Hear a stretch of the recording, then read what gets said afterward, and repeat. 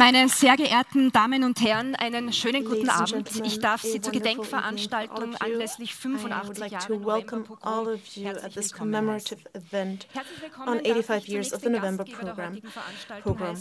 First of all, welcome to our host, President of the National Council, Wolfgang Sobotka. I'm also very happy to welcome the representatives of all the churches and religious communities in Austria, the Archbishop of Salzburg and head of the Austrian Bishops' Conference, Franz Dagner. Your Eminence, welcome. And the President of the Jewish community of Vienna, Oskar Deutsch.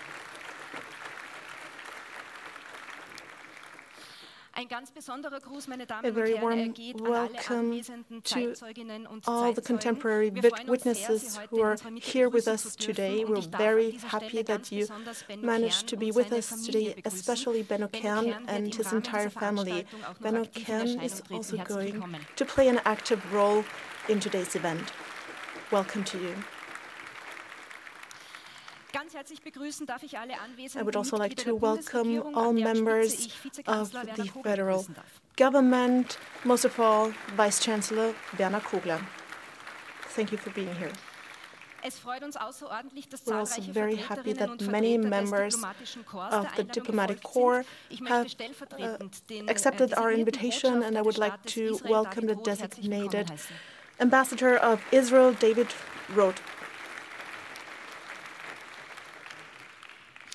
I would also like to welcome the second President of the National Council, Doris Bures, the third President of the National Council, Norbert Hofer, all the presidents of the political parties in Austria, all the active and former members of the Austrian Parliament, the European Parliament, the Federal Council, and all the initiatives for commemoration in Austria. Thank you for being here. I would also like to welcome University Professor Bob Martens and architect Herbert Peter, who will share with us a very interesting presentation today that is titled Lost Cultural Heritage, the Destroyed Synagogues of Austria and Their Virtual Reconstruction. Thank you for being here today. And finally, a very warm welcome to all the musicians here. Cantor of the Jewish community in Vienna, Shmuel Basilai, Dominik Helsberg on the violin, and Nico Pognatus on the e-piano. Ladies and gentlemen, we have heard Eli, Eli, my God, right at the beginning, which is basically a poem written in 1942 by the Hungarian Jew Hanna Senes. She was an active resistance fighter and a member of the British Army. In 1944, she was arrested in Budapest, deported, tortured, and killed, finally. Eli and Eli is not about the war, it's about an appreciation of the world, and this is what we would like to open our event with today. Ladies and gentlemen, please welcome, together with me, President of the National Council, Wolfgang Sobotka.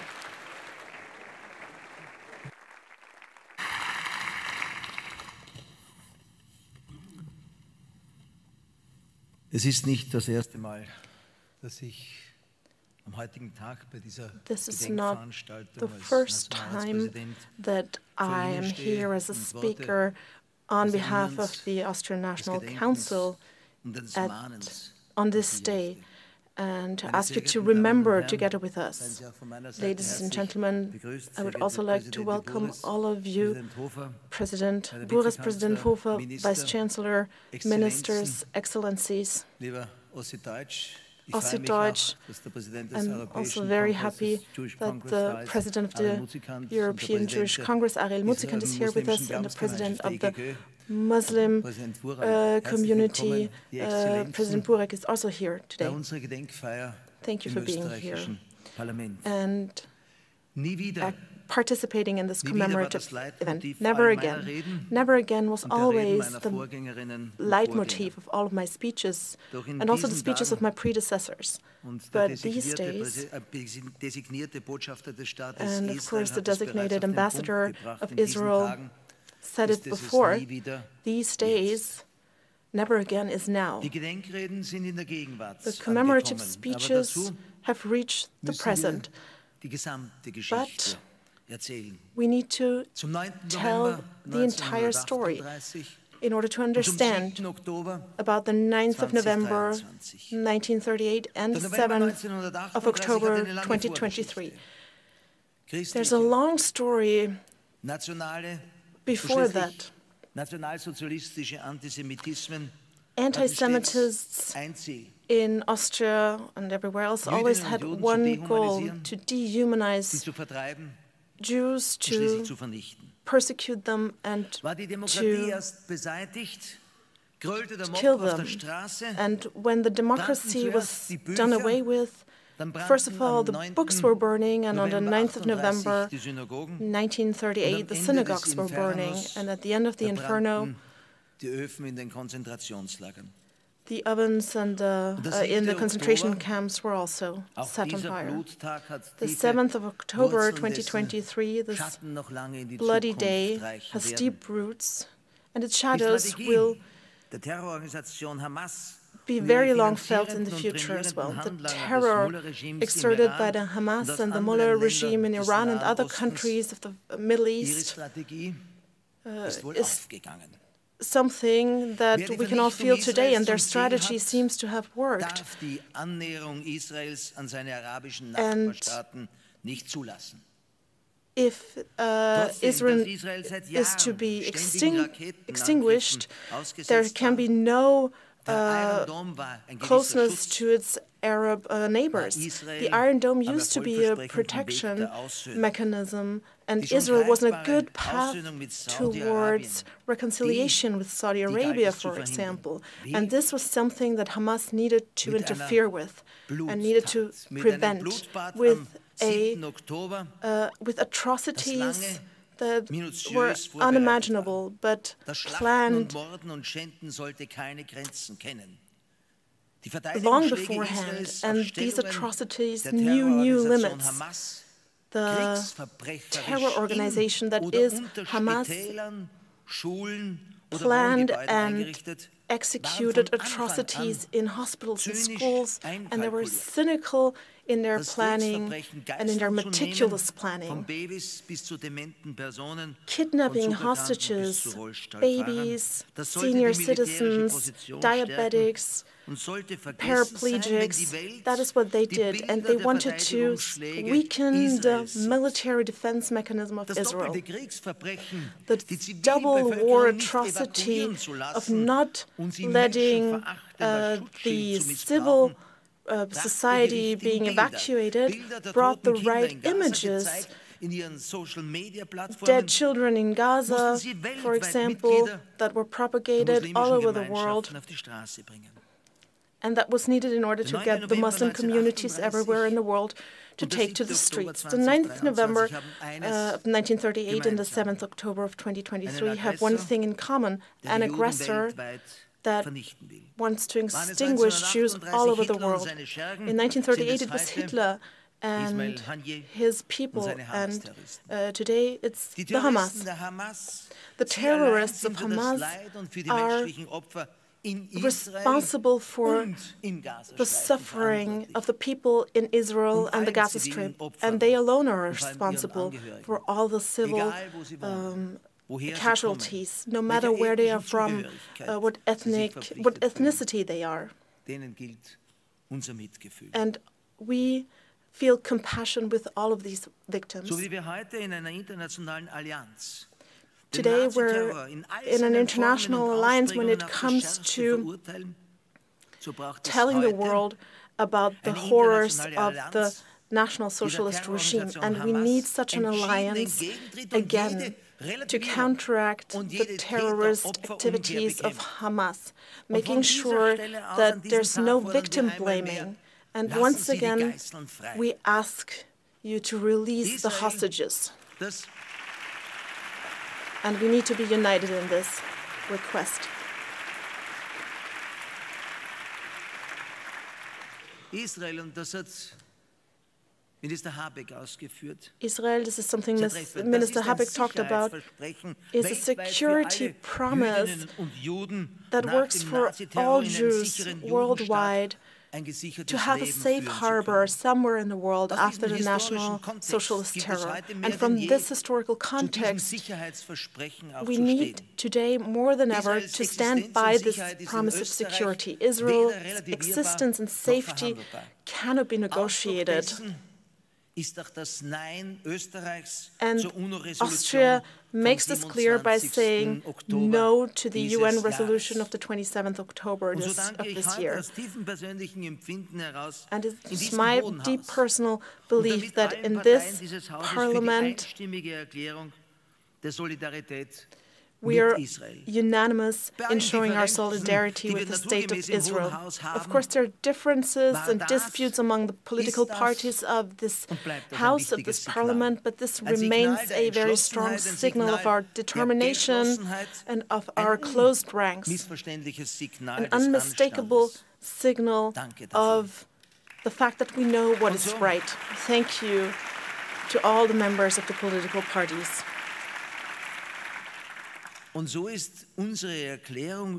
Our declaration to stand with Israel is at the same time an expression of our solidarity with our Jewish communities, with all Jews who live here in Austria and all over the world.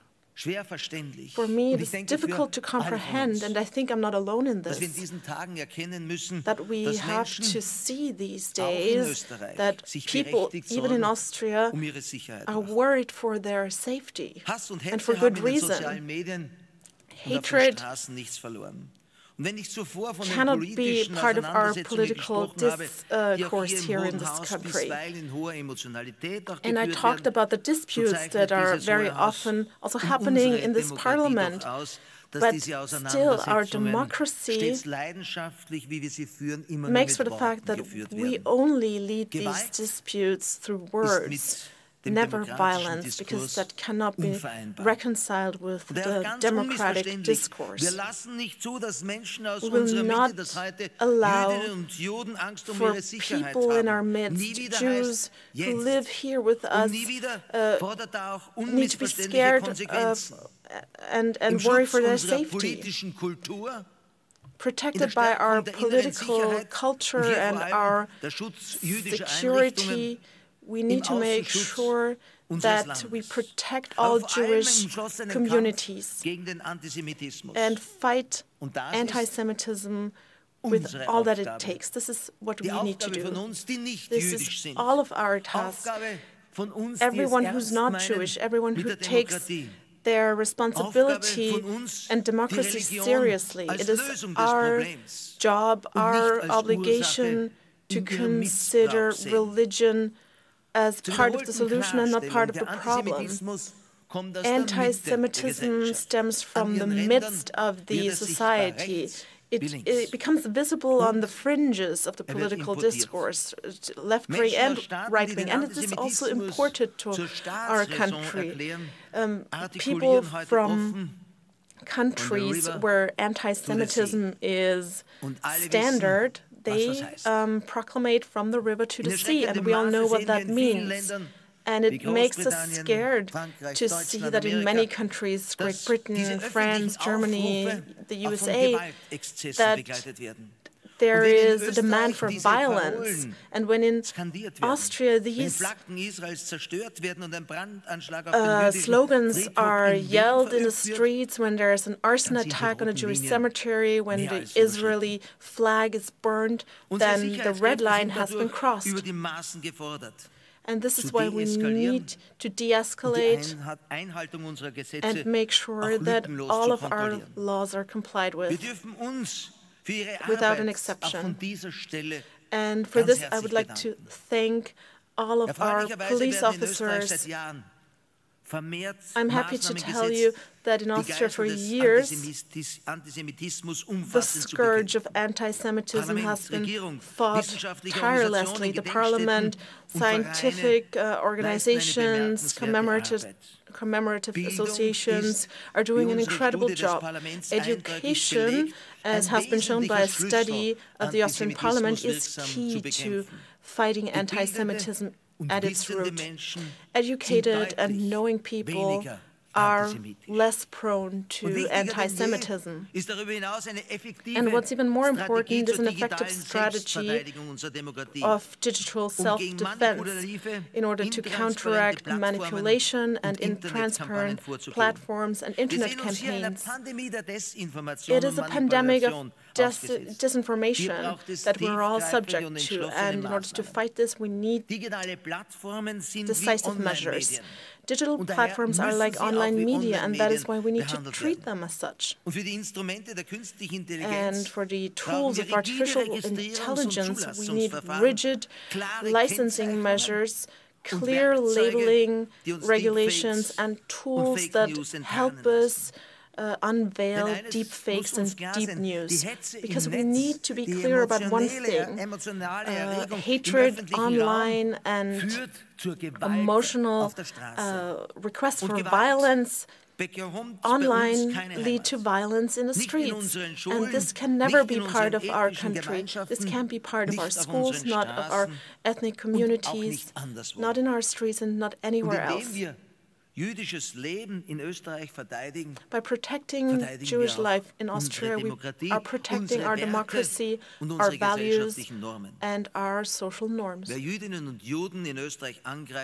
Anyone who attacks Jews in Austria attacks any of us and all of us, and this is why we're going to protect ourselves and defend all of ourselves. This is what we owe to our children and grandchildren.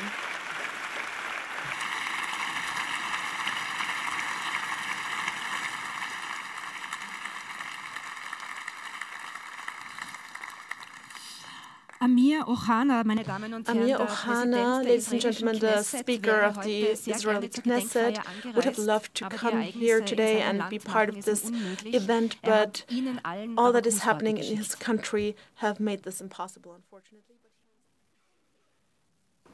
President of the National Council of Austria, Mr. Wolfgang Sobotka, dear ministers, members of parliament, ambassadors, members of the Jewish community, distinguished guests, thank you for inviting me to this important event. My plans were to be with you in Vienna as the Austrian Parliament marks 85 years to the November pogroms, in which Jews were attacked and killed merely for being Jews. November 9th, 1938 is also called Kristallnacht, or the night of broken glass, due to the shards of broken glass that filled the streets of the Third Reich after the windows of Jewish-owned stores, buildings, and synagogues were smashed. This paved the way for further crimes against humanity and, eventually, the Holocaust. My friends, I am not with you today because 85 years later, our people suffered another Kristallnacht, only much worse. Over the past month, I have made my way between the broken glass of the Israeli communities of Be'eri, Kfar Aza, Re'im, and Sderot, and the broken hearts of the families whose loved ones were either murdered or kidnapped to Gaza. I am deeply grateful to you, President Sobotka, for holding this commemorative event in the Parliament and for your uncompromising commitment to the memory of the past and the fight against anti-Semitism. Since those horrific attacks of October 7th and the start of the war that was forced upon us, Jews around the world have been facing an explosion of anti-Semitism. Across the world, Houses are being marked with the Star of David, cemeteries are desecrated, and swastikas are spray-painted in the streets. Again, I would like to convey my heartfelt support to all my brothers and sisters of the Jewish communities in Austria and around the world. I also want to thank you, Mr. President, and to thank the Austrian Parliament and the Austrian government for your strong and principled support for Israel during these difficult times. Your friendship and solidarity are very meaningful to us and served as a constant reminder of the unbreakable bond our countries share. I wish more countries around the world had stood firmly by our side, unequivocally and unapologetically, since October 7th, like Austria did. You understood from day one that this is not just Israel's fight against Hamas. We are on the front lines in the fight against radical Islamic fundamentalism. If they are not defeated and succeed in breaching our borders, no Western society will remain safe from it. For the sake of the free world, for the sake of humanity, let us stand together against the forces of evil. Let us do everything we can to bring the hostages back home, and let us fight for the victory of light. Am Yisrael Chai, the people of Israel live. Thank you.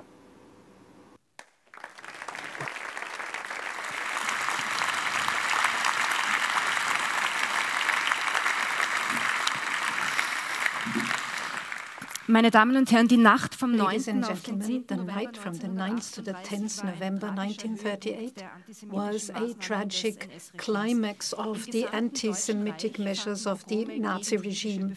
Pogroms were conducted against the Jewish population everywhere. In Vienna, almost all synagogues and prayer houses were destroyed. Bob Martens from the University of Technology and Peter Martin from the Academy of Fine Arts have reconstructed those synagogues. Please welcome the two gentlemen.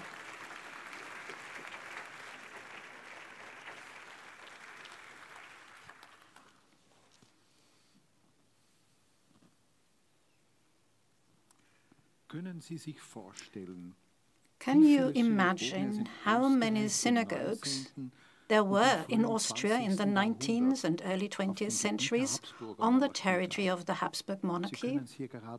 You can see it here, many hundred dots on the map. If we look at our current national territory, we find a distribution of existing or no longer existing locations with a clear focus on the eastern part of Austria. Although there were synagogues and prayer houses in every part of Austria. Did you know that there were 25 synagogues and around 70 prayer houses in Vienna until 1938?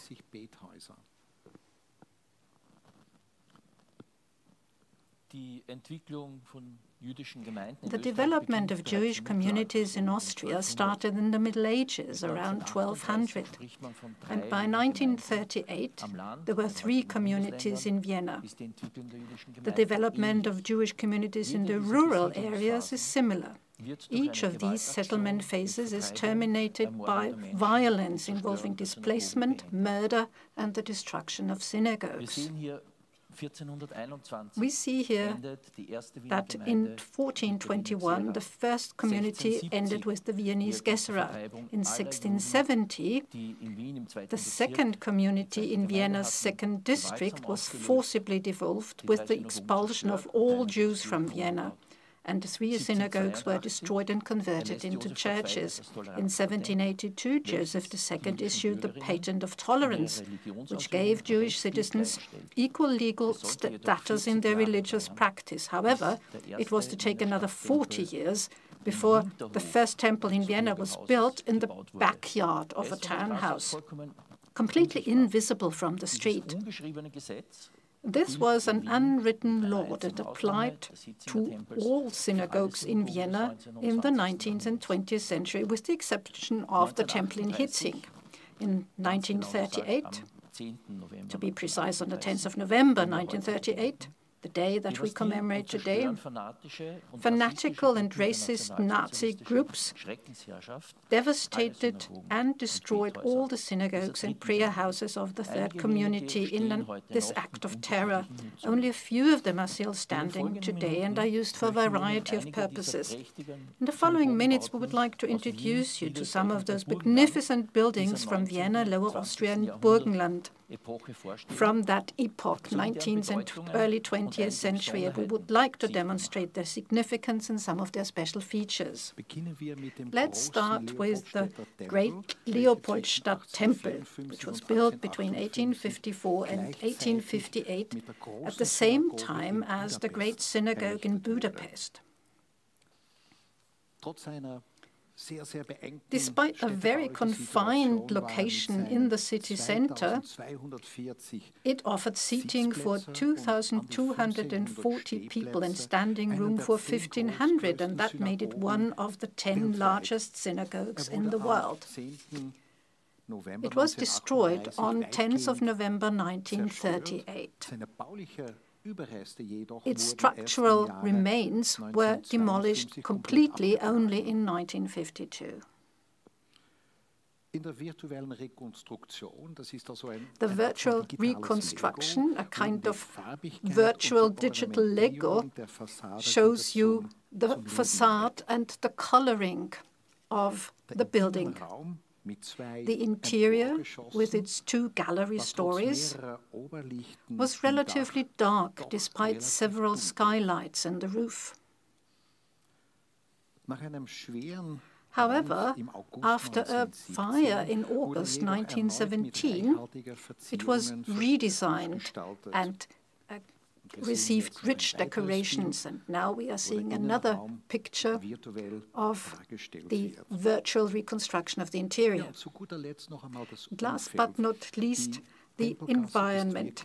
Tempelgasse is very narrow, and it hardly allowed to get a good view of the imposing temple architecture.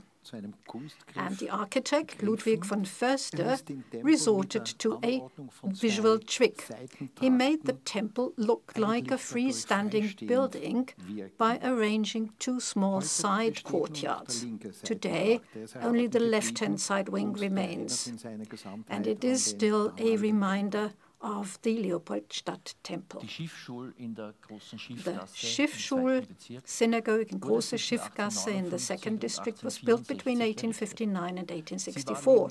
Alongside the city temple in Seitenstättengasse, which was opened in 1824, and the Leopoldstadt Temple in Tempelgasse, which was opened in 1858, it was the 3rd oldest synagogue of this era. Situated in the backyard of the house at Große Schiffgasse 8, it was not visible from the outside, just like the city temple. Even with the virtual reconstruction, it's almost impossible to visualize the entirety of the facade. The original design of the temple was very simple.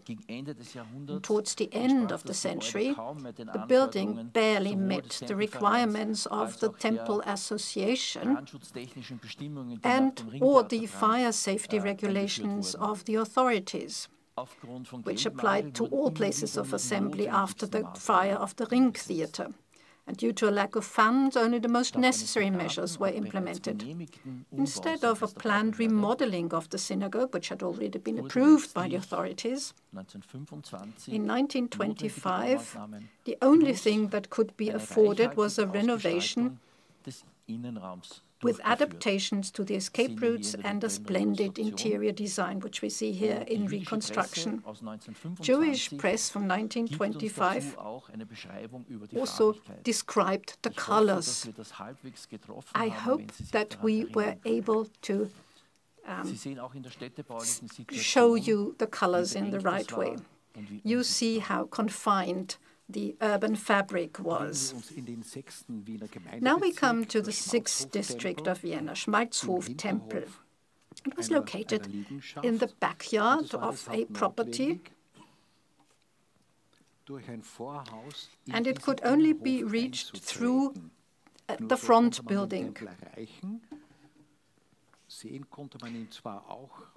You could see some of the synagogue from Lokweiplatz, but only the back of the building, and again it was in a rather confined urban situation. The interior was richly decorated in the neo-Renaissance style. Max Fleischer, the architect, was also the project designer when the Vienna City Hall was constructed. And therefore, it is not surprising that you will find similar decorations in the City Hall of Vienna even today. It was a little smaller, seating for 322 men and for 226 women, so you could call it a medium-sized synagogue. Unlike most Viennese synagogues, the synagogue in Wiener Neustadt was a freestanding building on Baumkirchner Ring. The imposing arch and the rose window, the red-yellow stripes, that was a typical design of synagogues by William Strassny. The rest of this synagogue, similar to the Leopoldstadt Temple, were only demolished in 1953.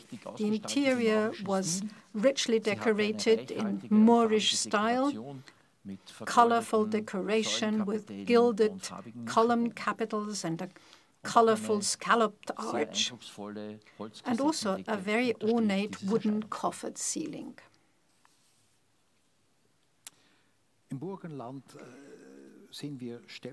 In Burgenland, the temple in Mattersdorf, now Mattersburg, is presented here, representative of several country synagogues. It was originally built in the Gothic style.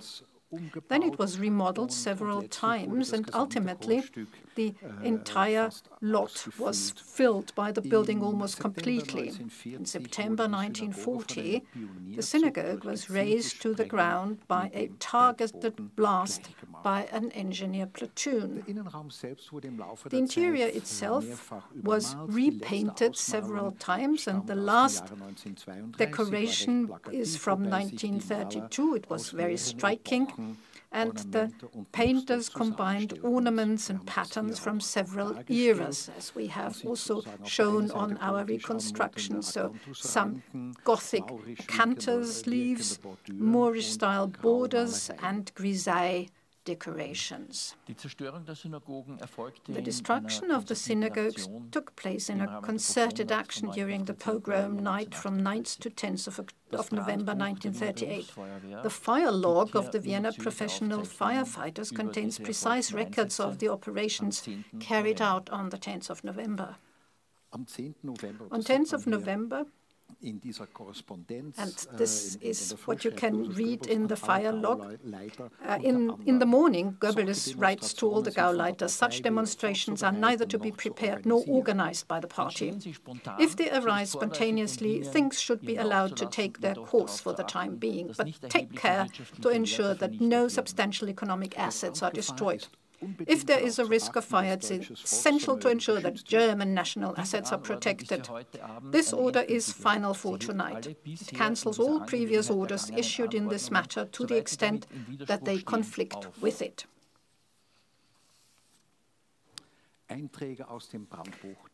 Records from the fire log that you can see here on the picture. 9:15, Schiffamtsgasse 5. The altar and furnishings in the two-room Jewish house of prayer on the ground floor burned down. The fire was put out with a hose line, and the burnt parts were cleared out. Damage, approximately 500 Reichsmark. 935, Neue Weltgasse 7, the area around the burning temple, which had a floor plan of approximately 30 by 12 meters, was secured with 6 hoses using 3 pumps and 3 hydrants. 10:02, Second District, Tempelgasse 3, the entire interior and parts of the roof truss of the synagogue burned. The fire was extinguished after approximately 5.5 hours using 5 water jets. The neighboring buildings were secured with 3 water jets against the spreading fire. 10:12, 6th District, Stumpergasse 42. The interior of the temple and house of prayer on the gallery was on fire. A hose prevented the fire from spreading over the roof to the workrooms on the first floor. Damage around 1,000 Reichsmark. 10:20, 10th District, Humboldtgasse 27. Demolition of the temple. Surrounding houses examined, no structural damage.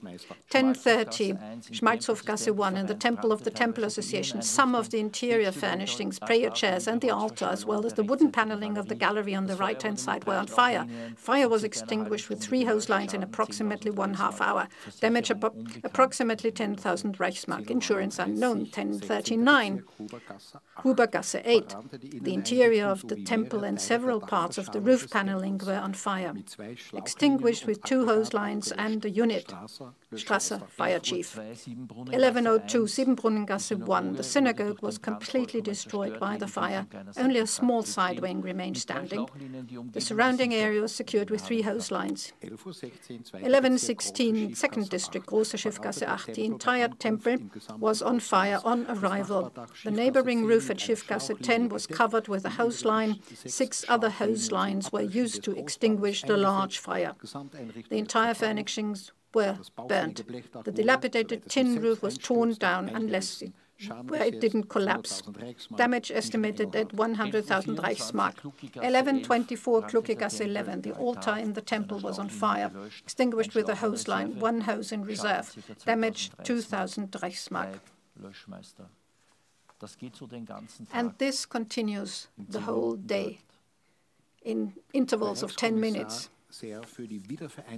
The Reichscommissioner for the reunification of Austria with the German Reich, on the 10th of November, in the evening, wrote, "I went on a tour of Vienna today. I personally saw a total of 9 synagogues, some of which were still burning, some of which had been blown up. According to employees of our office, however, all Viennese synagogues were destroyed. In the 2nd District, Jewish prayer books and other book material were burned on the street. Otherwise, there was the usual Viennese calm."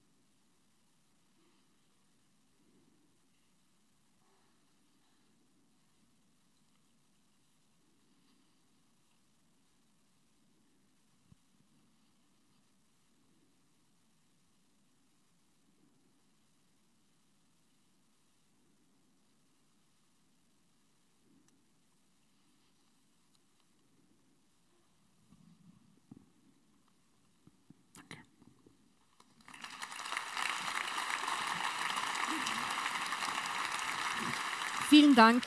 Thank you very much to Bob Martens and Herbert Peter for their presentation.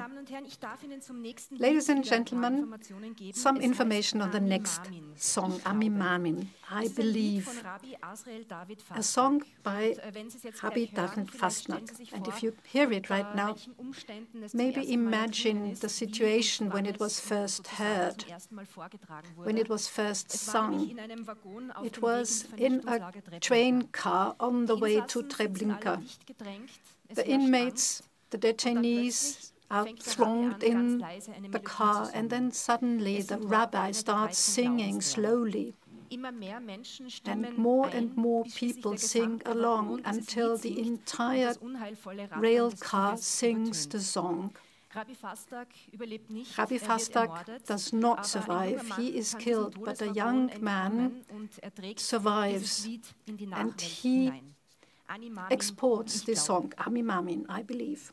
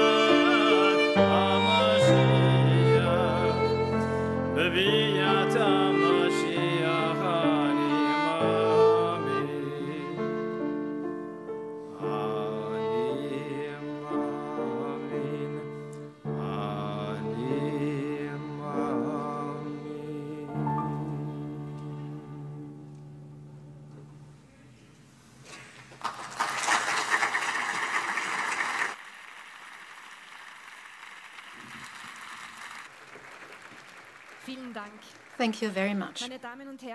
Ladies and gentlemen, in our commemorative event, I would also like to point out #WeRemember. It's a campaign of the World Jewish Congress in cooperation with the Jewish community in Austria under the patronage of the Speaker of Parliament, Wolfgang Sobotka. Modern formats of the commemorative culture are to provide a very real insight into the great diversity of Jewish life in Austria. The Leopoldstadt Temple in Vienna, that was destroyed by the Nazis, was illuminated by a light installation. This is an important signal. Please welcome the president of the Viennese Jewish community, Oskar Deutsch.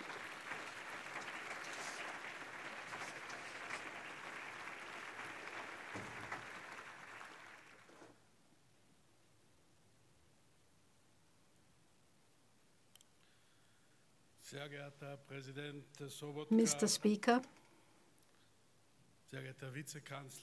Vice Chancellor, members of the federal government, distinguished designated ambassador of the State of Israel, ladies and gentlemen, members of parliament, dear Benno Kern, distinguished friends of humanity. Today is not a commemorative day like many others. How often do you and we want to say never again? How often do we want to hear never again? Until everybody understands that commemoration is in the service of the future. Never again is now. Today, exactly 85 years ago, there was the Night of Broken Glass. How absurd. It didn't just take place. This night of bloodshed was the beginning of the systematic annihilation of Jewry. The pogroms took several days. Here in our cities and towns, wherever Jewish men and women lived, they were humiliated and tortured. 1,300 were killed. Let me repeat, 1,300 people were murdered only in this night in the entire German Reich. Why? Because they were Jews. Thousands were detained and deported. Why? Because they were Jews. Thousands of shops, Jewish citizens, men and women, were looted. Synagogues and prayer houses were demolished. You all know that. The pogrom night was the eve of the Shoah. It led to the state-organized systematic persecution and to the gas chambers. But not everybody knows that there was something that preceded the pogroms, something that we also see today all over the world: anti-Judaism, anti-Semitism, hostility towards Jews. Alongside Roma and Sinti, homosexuals, those of other political opinions, and everyone who were declared invaluable by the Nazis, were killed. 6 million were killed just for one reason: because they were Jews. Never again was a pledge that the world expressed. 33 days ago, that pledge was broken again. On the 7th of October, more than 1,400 people were tortured and slaughtered in the most horrific way because they were Jews or Arabic neighbors of Jews. There were more killings than in 1938 on the 9th of November. No, the atrocities of Hamas cannot be compared to the entire Shoah. It would be wrong to equalize that and put it on an equal footing. The massacres of the 7th of October were the worst genocide of Jews since 1945.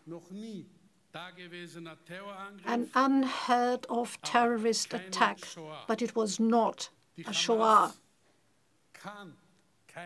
The Hamas cannot conduct a state-organized, systematic annihilation campaign. But that is exactly what they plan to do. Their target is a Shoah.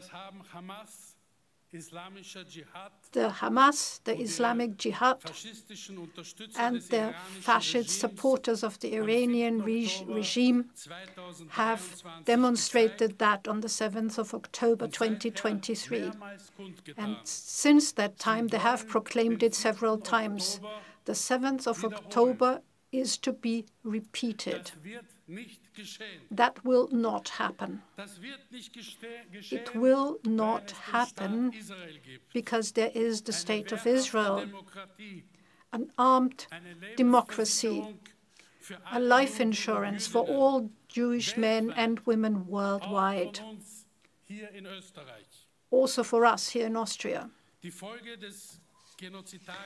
The consequence of the genocidal attack was not an unconditional wave of solidarity with the only Jewish democracy, but it is people call for contextualization, for wrong contextualization. And the consequence? Jewish communities the world over are being attacked. In Austria alone, we recorded a 400% rise in anti-Semitic incidents in the street, in schools, and in the internet. Even the Jewish part of the cemetery, which was completely destroyed 85 years ago, has been suffering an arson attack. A swastika was sprayed on a wall, the symbol of Nazi-dom, the symbol of the annihilation of Jews. And therefore it is also a symbol that not only neo-Nazis, but also anti-Semites from other convictions use, because they want to scare. And it does scare us. Never again is not restricted to being remorseful about the dead Jews. It means to actively protect Jewish life, as we should protect any innocent lives. And this is what Israel does. It is not only the Jews worldwide who stand by Israel. On behalf of the Jewish communities in Austria, I would like to express my heartfelt thanks for their support. Thanks to the Parliament, the coalition, and the opposition. I would also like to thank the many people in our country who, in those dark hours, in this difficult situation, declare their solidarity with Israel and the Jewish communities. But there are too many who stand by those who want to kill. those who hate Israel, and those who are anti-Semitic, the enemies of liberal democracy. And then there are those who, after consuming Islamist propaganda and fake news, are incited to express their hostility. A special threat certainly emanates from some Muslim circles. At the same time, we also hear about support from Muslims. People who do not want Islamists to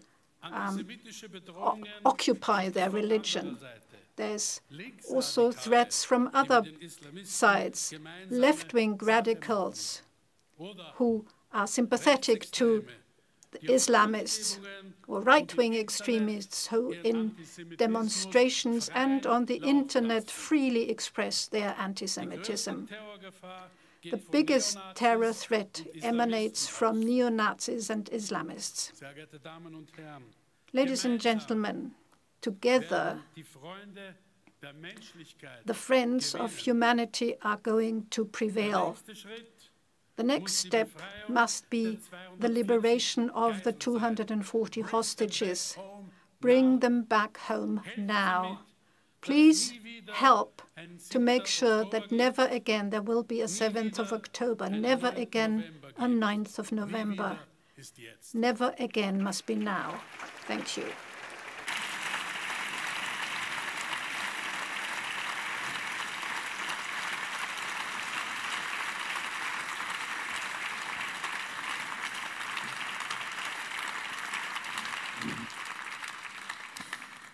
Ja, auch 85 Jahre nach den Novemberpogromen. 85 years after the November pogroms, anti-Semitism remains a danger and a threat to democracy. It has been part of Austrian history since the Middle Ages. Austrian Broadcasting Company reporter Robert Gockel has made a documentary on anti-Semitic prejudices and anti-Semitism after 1945. We are now privy to a short excerpt of this documentary that was broadcast yesterday evening.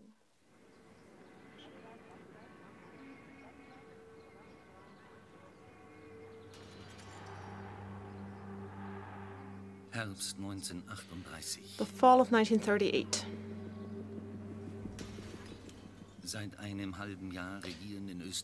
The Austrian National Socialists have been reigning the country for 6 months.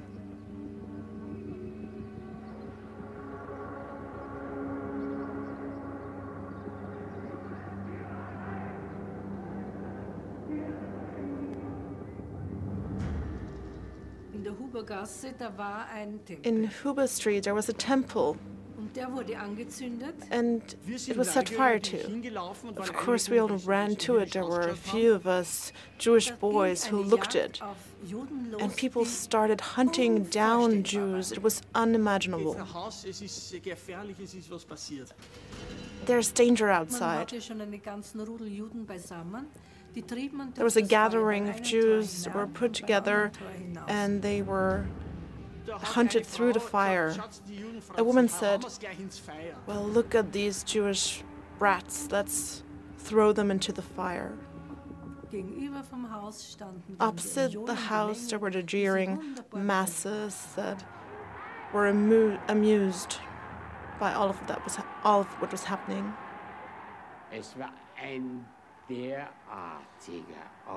It was an unimaginable turmoil in the streets, plundering. People went in and just took everything they wanted.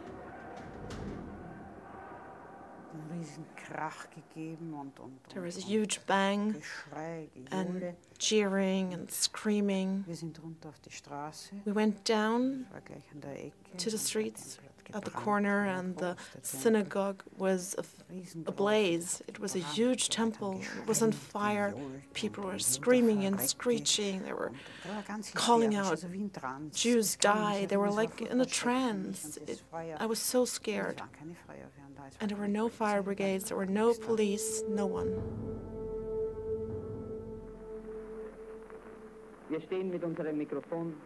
We are standing here with our microphone. This is a radio program from 1938, opposite the temple.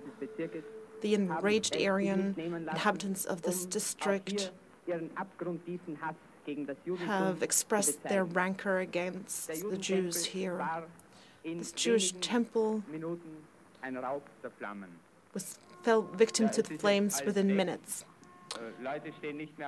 So now everything's gone, there are no more people on the streets, and we will depart very soon too. I think the temple can collapse now. We certainly don't have anything against it. Of course, the Jews are all gone now because they went to safe quarters, and some of them even dressed up as onlookers. That's how vile they are. But all of that is over now. This was a radio report from Vienna, the only one that could be reconstructed from this year. And this documentary, what you can see here in the picture, is the destroyed Dresden synagogue. In the morning, my father, the upstanding citizen, said the child needs to go to school. And of course, all the glasses, the windows were shattered in the streets, and there were trucks going by with people on it that were screaming. I saw all of this with my own eyes, and I will never be able to forget it.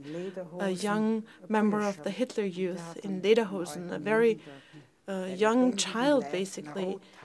He attacked a Jewish man and he tore his beard from his face. I will never be able to forget this. The man screamed and bled. Then the piano fell from a window. It was terrible, but I still went to school. My father went away, and I wouldn't see him for a long time.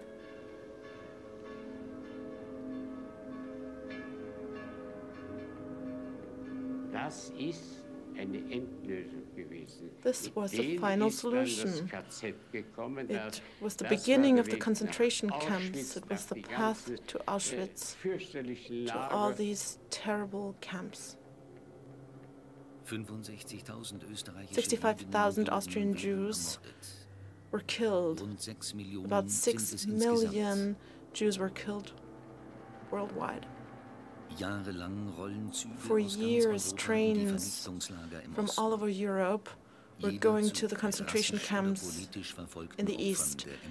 All the trains were filled with victims of persecution for racial or political reasons. Only few survivors returned to Austria.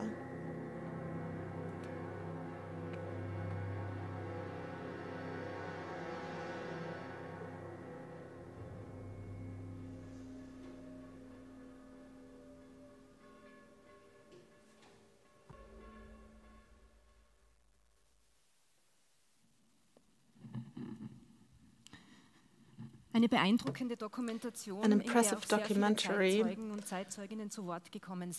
that also included a lot of contemporary witnesses. What we couldn't fathom, to hear this from the people who actually witnessed it is very impressive for all of us. And the contemporary witness, Benno Kern, is now going to share with us what he experienced. He was born in 1927 in Vienna. His childhood was carefree only for a few years, and after that he survived hell on earth, as he put it. I don't think any of us could imagine what it meant for Benno Kern, the things that he had to endure, and also how much he was shaken by the events of the past weeks. Mr. Kern, please welcome together with me Benno Kern, ladies and gentlemen.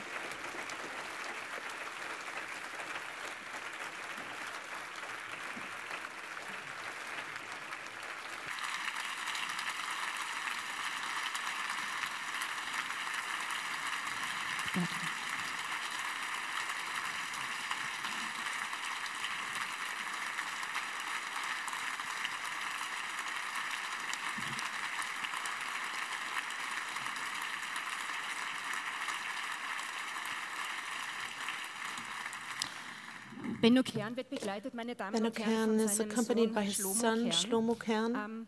Wir wollen heute hauptsächlich Today, we mostly want to talk about the November pogrom and the events before and after that. Benno Kern is one of very few people who can actively report on what happened during this night and help us understand the past, which is so important for the present and the future. Benno Kern witnessed with his own eyes what was done to people, what happened in this night. And we are very thankful to him for sharing his experiences with us. Thank you. Thank you for the invitation. Das Mikrofon halten oder wollen Sie es selber halten? Machen Sie es selber. Okay. Gut. Herr Kern, ich würde gerne mit einer schönen Erinnerung Mr. Kern, I would like to start off with a nice memory that is very important for your story. As a child, you always went to summer camp on the Semmering, and this was a kind of paradise for children. How did you spend your summers there? There was about 150 or 200 of us. Children, and the head of the summer camp was called Auntie Lola.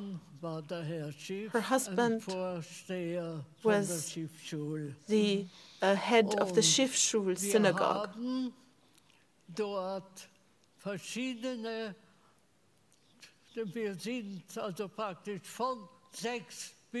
Whenever we were there were a lot of us between the ages of 6 and 11,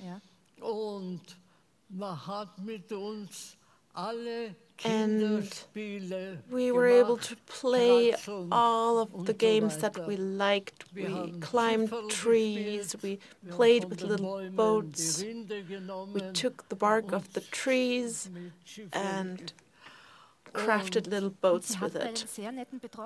And you also had a very nice supervisor there, didn't you? Yes.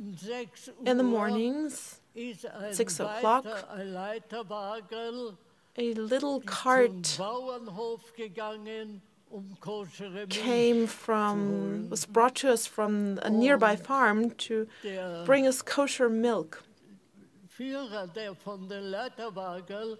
And the person dragging this little cart was called Alex. And he just toyed around with us. He just played with us. And this is an important name to remember. I will repeat this name at a later point. Alex was a very nice person. He played with you kids. But now let's take a leap. When you were 5 years old, this was the first time that you noticed something was changing, because you had to vacate your room because all of your relatives were coming to stay with you from Germany because Hitler was in power there. So you had to move to the living room on a little mattress below the piano. Yes, but they were everywhere, not just in my room. I reserved a little space for myself on this mattress on the floor below a piano. I was about 5 years old. And about 25 to 28 people had fled from Germany, all over Germany, Berlin, Hamburg, Frankfurt, Munich, and so on, Wiesbaden, Cologne. They all fled from these cities, and they came to us, and also to other relatives, where they stayed. And everyone congregated in the living room in the evenings. What did you do? Were you able to sleep? Let me tell you. They checked whether I was already asleep, and I just shut my eyes very closely, but I still listened very closely to what the grown-ups were talking about. They were talking about the most horrific things, the plunderings, the persecution, the deportations, and the violence, the hittings. Practically overnight, they were turned into beggars. They needed to leave. And the first stop on their lookout for refuge was Vienna, our apartment, and from there they went on to Palestine. For such a small child, it was probably very traumatic to hear the adults talk about all of this. When you remember March 1938, when the Federal Chancellor Schuschnigg took over the power, you were living in Vienna in the second district on the third floor, and you were sitting on the windowsill. There were bars so that you couldn't fall down, and you were looking down the streets. What was happening there? It was a disaster. But let me tell you, I am only talking about a very small area surrounding the Karmelitermarkt in the second district of Vienna, which is where we lived. I looked down, and from all the streets that were ending in the Karmelitermarkt, the Hitler Youth, the stormtroopers, the SS, they were all coming to the center of the market with the most awful songs on their lips, screaming, jeering, screeching. I don't know if I can tell you this because it's banned now, but I still want to tell you about it. I'm not, as they put it, a soloist. I can only tell you that it was very loud, and they said they were singing in the song of Germany, the German song, which is now banned. And from other streets, there were also screeching slogans, the Zicke, Heil, Heil, Heil, which is the song of the SS. Then they were singing, Germany, wake up, Jews die. Things like that. Now, today, we own Germany, and tomorrow we will own the entire world. This is why we want to march, even if everything around us is collapsing, because today we own Germany, and tomorrow the entire world. This is a forbidden song that they were singing, and it went on like this for 3 hours, from Schuschnigg's speech until midnight. And during this catastrophe that was happening, they were taking the men out of all the apartments around Karmelitermarkt, and they almost bludgeoned them to death. They forced them to exercise as a punishment. And this Alex that I was talking about, this nice person, he was living at Kronbaumgasse 1, which was the house opposite ours, and he was an employee of Auntie Lola. And in the morning and in the evening, he was always getting the kosher milk from the farmer. And he always said, "Now, is the milk kosher enough for you?" And then he hit her, and he took her husband, Mr. Schiff. He was the head of the Schiffschule synagogue, and he almost killed him. he hit him so much, and then he led him to Carmeliter Market. And it was like that in all the streets surrounding Carmeliter Market. Mr. Kern, because you said all the streets around Carmeliter Market, you made an illustration of this. In yellow, you can see all the streets where the stormtroopers paraded through. This was our center. Let's go forward 8 months after that, the night between the 9th and the 10th of November. We heard a lot about what was happening during this night, and we also saw it in the documentary. A woman said she was a good girl because she went to school the next day, as did you. What did you see there? Yes, it was the Talmud Torah school at Malzgasse 16 in Vienna. The girls' school was opposite ours. And this is a big leap that we're taking from March, from January, 11th of March 1938 to the 10th of November. Exactly. I would like to ask about what was happening in the morning when you went to school. What did you see? In the meantime, the conditions were catastrophic, but let's jump forward to the 10th of November. As usual, I left the house at about 8 o'clock, a quarter to 15 to 8, and I saw children running in the streets, and they told me, run away because the school is going to be destroyed. And I still went on my way. I arrived at the school, and the director of the school, the headmaster, Pollack, was lying on the floor. They were kicking him in the face, broke his nose, and there was blood everywhere. And the teachers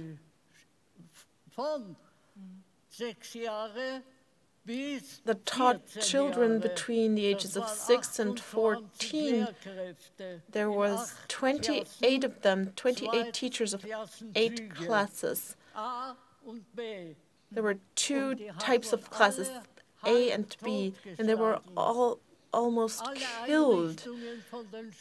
All the school equipment, our ritual gadgets were thrown out the window from the first, the second floor, the third floor, and so on. And in the courtyard, there was a big stake that was burning.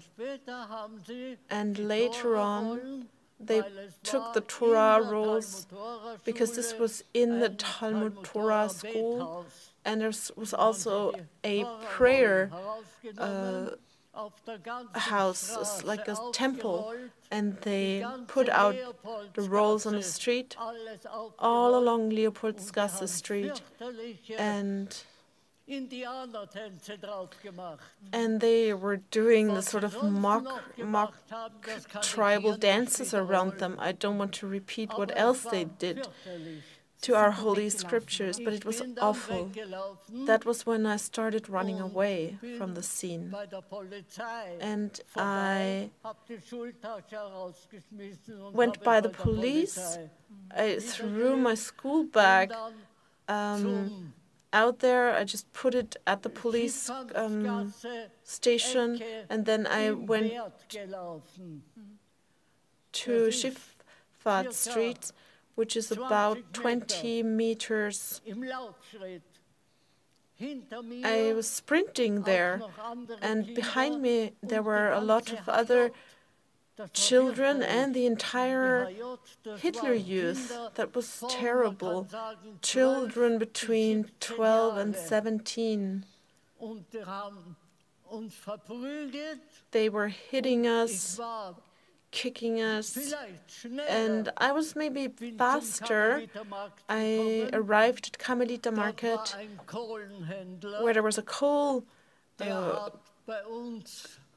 trader, and he was the one who supplied us with coal in the winter, the entire area. And in the summer, He sold us ice cream. He saw me run. He tripped me, and I was falling down. And suddenly, all of the Hitler Youth were all over me. I sent 2 prayers to the sky, but I was already on the floor, and they were hitting me. And one of them said, "Leave him be because he's already dead." And so they left for the other children. Somehow I managed to get up. With the last strength that I had in me, I went back to our apartment in the Krumbamgasse, at Krumbamgasse 2. I went into our apartment. I was covered in blood, and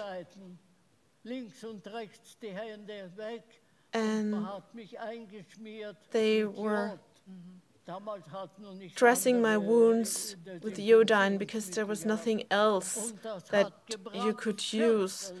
That hurt so much. I was screaming. You can't imagine it. That was just my memory. And that was what was happening to all the children all around.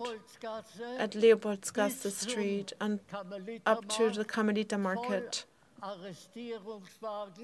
There were police cars where people were arrested from their apartments and brought to the police stations of the various districts. So can we take a leap forward? I could listen to you forever. I don't want to be impolite and interrupt you, but let me just summarize. Your family was trying to flee through Cologne and Belgium, trying to get to the USA. 3 failed attempts to get to Switzerland because you were always sent back by customs and border control. As a family, you were arrested in Lyon, in Paris, and from Drancy, you were brought to Auschwitz. This is a very big leap, and I'm incredibly sorry about that. But let me just talk a little bit more about the 10th November. But let me ask about Auschwitz. How many people were in the car, in the train car, with you? 100. There were 10 cars, and so 1,000 people were deported. 4,500 people were in our group. That was 4 cars, separated, divided up over 2 weeks. How many of them survived? Well, I can only tell you about my own family. There were almost 200 or more than 200 people in my family. Not all of us were in Lyon, but only 16 of us survived. Of my family, 16 out of the 4,500. Only 16 survived. You and your father were among those who survived, and then you were standing at the selection ramp, the unloading ramp in Auschwitz. What happened there? Alex was standing there. He was highly decorated. He was an SS officer. And he gave the first command. Everything made of rubber needs to be brought forward. Any boots, coats, shoes, and so on. And one little whiz kid wanted to show him. He was a little smarty pants. He said he has rubber soles, and his father said, "Don't go to him. You don't know what kind of person he is." And the boy said, "Oh, I will show him." He went up to him and showed him the rubber heels, and he asked him, "Do I need to put in my shoes, and Alex became very angry. He said to the boy, "You want to make me angry? Well, let me show you." And he bludgeoned him to death.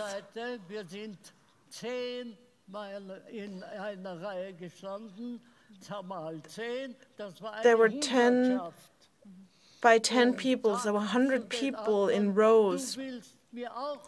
And he said to the others, "Do you want to lecture me as well?" And the person said, "I didn't say anything." And he was just screaming, "Don't lie to me."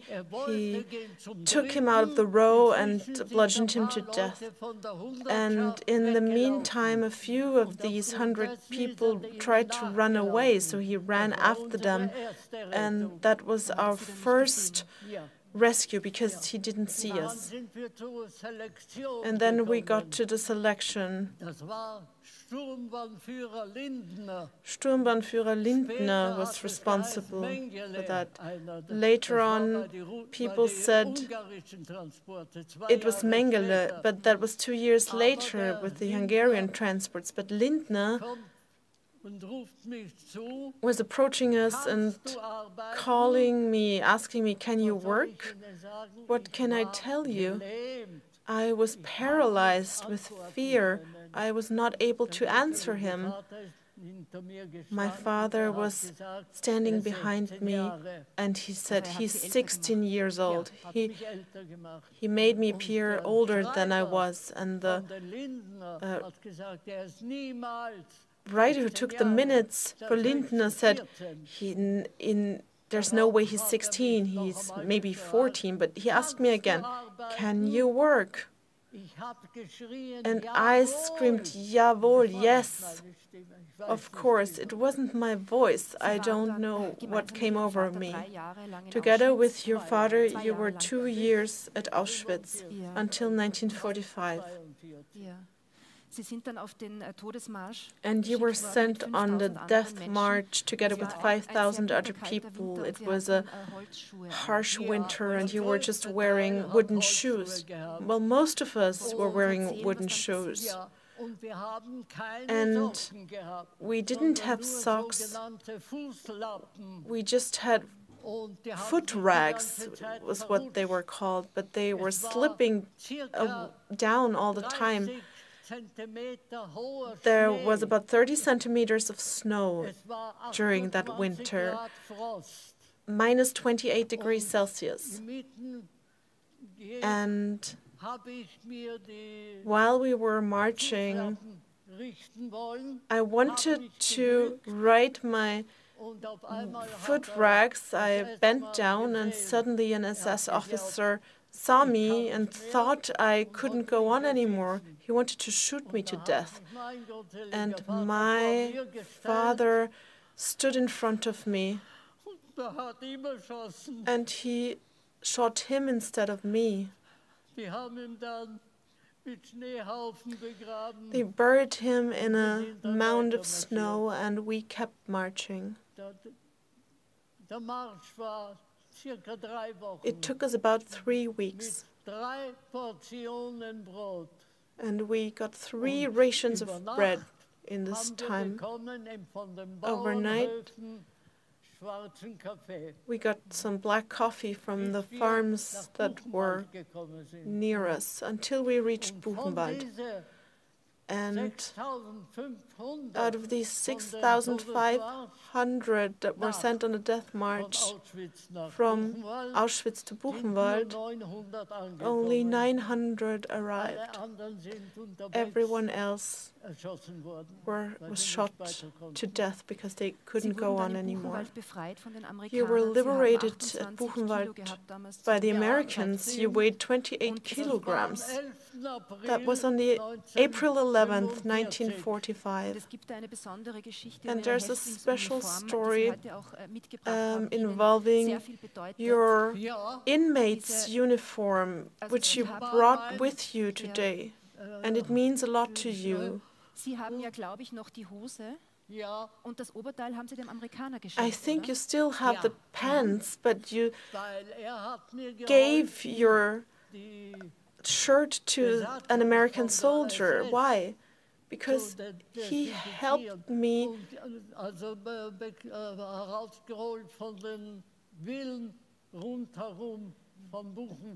disinfect all the quarters surrounding Buchenwald. That was my uniform, and I gave half of it to the soldier. You're the sole survivor of your family who returned to Vienna, and today we're commemorating 85 years of the November pogrom. What is it that you would like to tell us? First of all, never again, because nobody could tolerate such a thing happening again. And when I follow the news, unfortunately, you have to say it, the Islamists have screamed life-threatening paroles. They want to extinguish us, and they threaten us with annihilation in Israel. There were always groups going through the streets, attacking us, and we were so scared. And I hope to God that nothing like it will ever happen again. Now the UN Then the UN became involved, and we received the State of Israel. You said never again. This is in all of our responsibility. Maybe a short question and answer. You're head of the reconstruction fund of the Schiffschul synagogue, and your big dream is for this synagogue to be reconstructed and re-erected. Why is it so important to you? In our family, we had two big synagogues that were important to us, Schiffschul and the Polish temple at Leopoldsgasse. This was completely destroyed and burnt to the ground, and so the Schiffschul synagogue was a heap of rumbles and shattered glass. And there was a residential house before it where the cantors and the rabbis lived. And we managed to reconstruct them, but barely so. And this is something we would love to re-erect. It would be a wonderful symbol also for the young people today. May I ask you a last question? I know you've been talking with me for a long time, but I had the privilege of talking to quite a few Holocaust survivors, and I admire their unshakable optimism. And now many of the survivors are being re-traumatized. They're scared again. But is there still something that makes you optimistic for the future? Yes, this is our future. We need a Jewish environment. It starts with the temple, with the shul, and so on. And we have nothing. We only have the ruins. And 3 times we were promised that this synagogue would be reconstructed. But it is such a thorny road. Many authorities have been very helpful in the process. And apart from the Schiffschul synagogue, is there something else? Yes. They told us that there are so many municipal departments and everybody had to put their 2 cents in. So now it has been delayed time and again. And we are fighting for this to become true. Well, let me just tell you, in response to your last question, Unfortunately, there's a new enemy, Iran, and Iran has many helpers, Hamas, Hezbollah, and so on. And now people are in great danger, and we need to safeguard ourselves and make sure we're protected from all sides.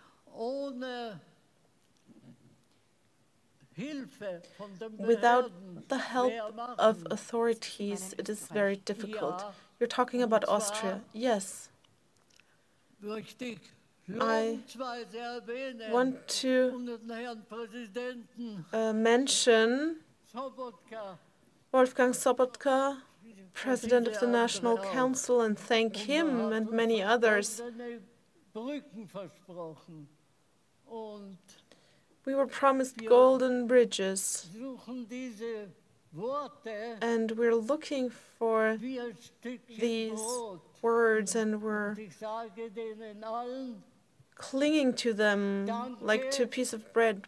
And I'm like to thank all of them, and long live Austria, and God save Austria. Mr. Kern, thank you very much.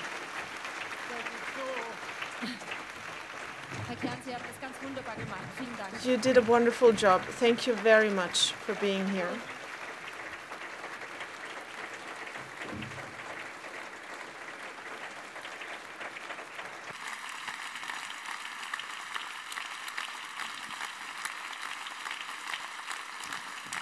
Herr Kern, danke. Schkoje. Vielen herzlichen Dank. Thank you, Mr. Kern. Schkoje. Thank you very much. Sie haben uns wunderbar erzählt. Thank you for your wonderful narration of your life. I know how difficult it must have been.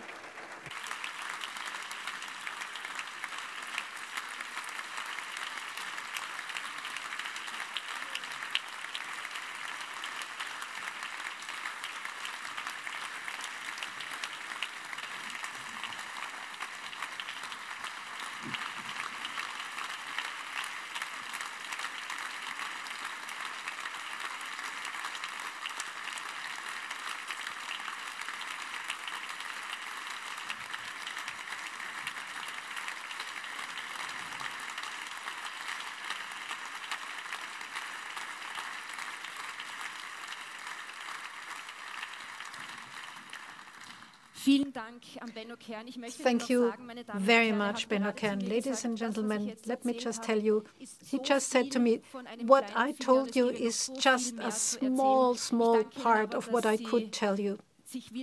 But thank you very much for having the strength to tell your story to us. El Maleh Rachamim are the first words of the prayer in commemoration of the Holocaust. I may ask you to stand up.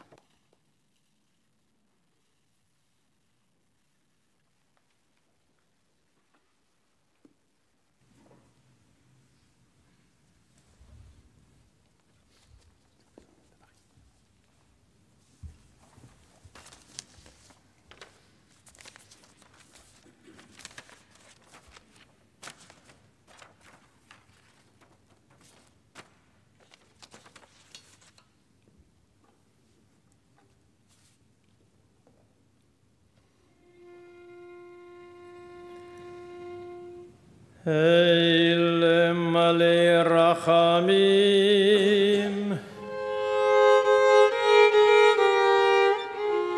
Shochein Bameromi Hametzei Menucha Nechona Al Kanefei HaShechina במעלות קדושים וטהורים כזוהר הרקיע מאירים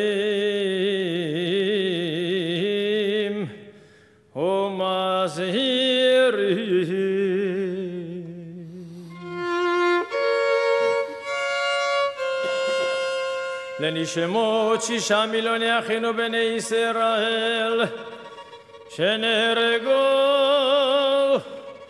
שנשחטו, שנשרפו, שנחנקו ושנטבעו ושנקברו חיים בידי הנאצים ועוזריהם יימח שמם,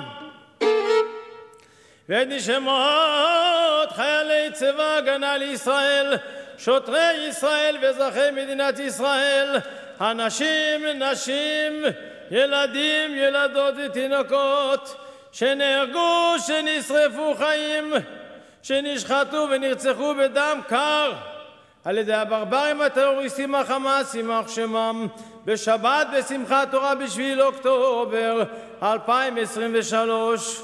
ומסרו נפשם, ומסרו נפשם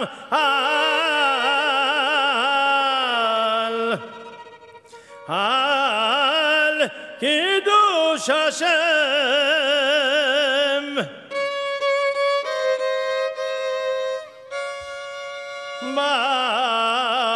בעבור שאנו מתפללים,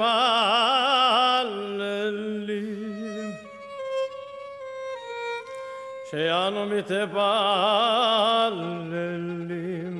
להילוי נשמותיהם.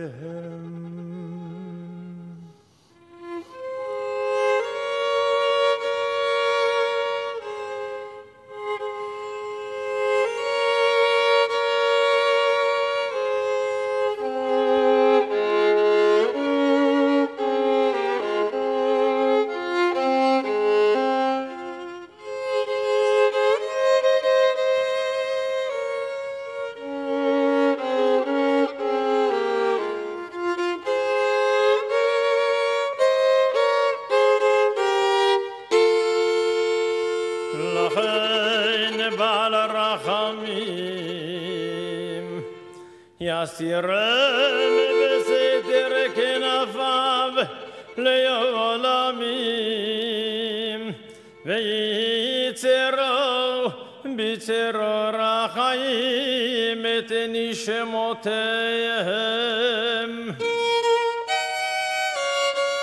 וגן עדן, וגן עדן, וגן עדן מנוחתם, אדוני הוא נחלתם,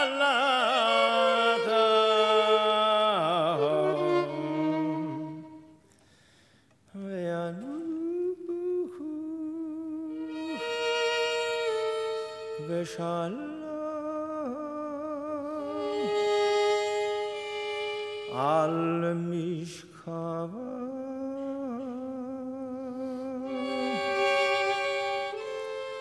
ונאמר אמן.